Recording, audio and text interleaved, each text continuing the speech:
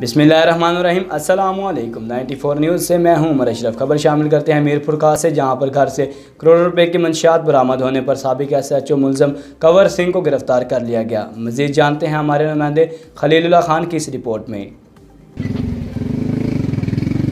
जी तफसीलात के मुताबिक मीरपुर खास गुलबर्ग टाउन से अरबों रुपये की मंशियात बरामदगी केस में मुअत्तल SHO मेरावा इंस्पेक्टर कंवर सिंह सोडू की फर्स्ट एडिशनल सेशन जज की अदालत से जमानत रद्द कर दी गई।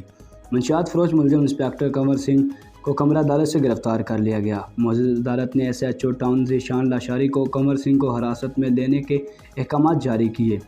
SHO टाउन ज़ीशान लाशारी और इनकी टीम ने मुलजिम मंशियात फरोश SHO कंवर सिंह को हिरासत में ले लिया। हमें रिपोर्ट कर रहे थे खलीलुल्लाह खान, नुमाइंदा ख़ुसूसी 94।